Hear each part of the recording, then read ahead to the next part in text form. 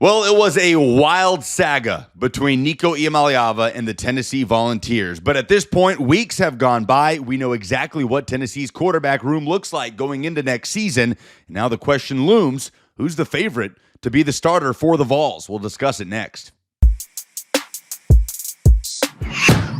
Hey, Lucas Panzica here from 104.5 The Zone and A to Z Sports. So we know Tennessee's quarterback room consists of three scholarship players. They are former four-star Jake Merklinger, former four-star George MacIntyre, and the Appalachian State to UCLA to Tennessee transfer Joey Aguilar, who comes to Tennessee in the wake of Nico's move from Tennessee to UCLA. Now, the Vols reportedly are paying Aguilar just over $1 million in NIL money, close to the figure that he was making at UCLA. So when you ask the question, who's the favorite to win this starting job, I think it's easy right now to sit here and say Joey Aguilar will be in the driver's seat just based on his experience at the college football level, and the money that Tennessee is paying him absolutely is a factor here as well. But let's start with that experience. Joey Aguilar, though not as highly recruited as the likes of Jake Merklinger or George MacIntyre, comes into Tennessee having played in 35 games in his college football career.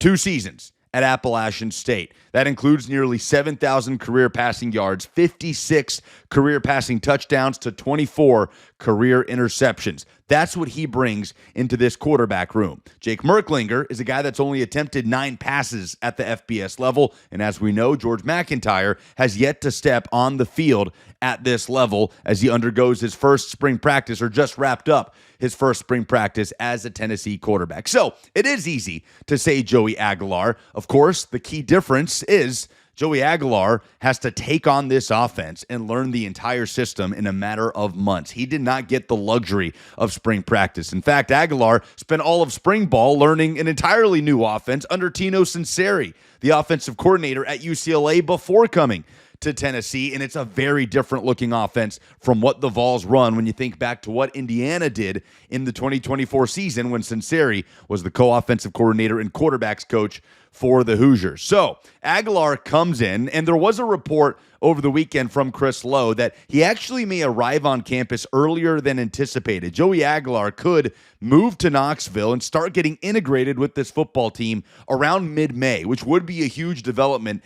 Every week will be important for Aguilar to get this system under his feet before the start of training camp. Now, it's not unprecedented for a quarterback to come in to Josh Heupel's system at Tennessee post-spring practice and win the starting job. Of course, we saw that with Joe Milton. Hendon Hooker was here. He was a holdover from the Pruitt era, was there throughout spring practice, and Tennessee hit the portal looking for a quarterback before that 2021 season, year one of the Heupel era. Of course, they brought in Milton from Michigan, and he was able to win the job in fall camp. We all know how that turned out. Joe Milton got hurt. Hendon Hooker came in. The rest is history, but it is certainly not unprecedented to see a quarterback come in at this point in the year and be able to learn enough of the offense to hold off talented players for a starting role. So I do think if you were to label a betting favorite for the starting quarterback of the Vols right now, it would have to be Joey Aguilar, simply based on that experience. But you can't rule out Jake Merklinger here, and you do give Merklinger the nod if it comes down to either he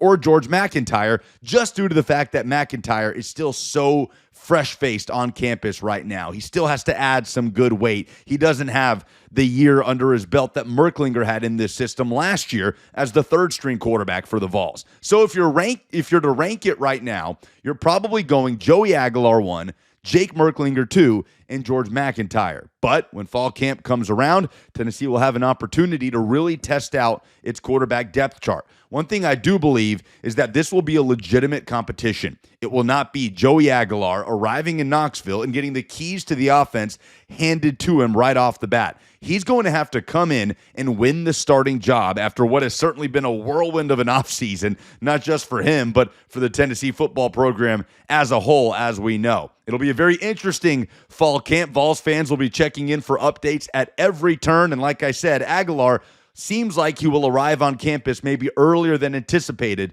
which is a very positive development. But there's no doubt there will be an important quarterback battle taking place in Knoxville before that week 1 kickoff against Syracuse in Atlanta for the 2025 season.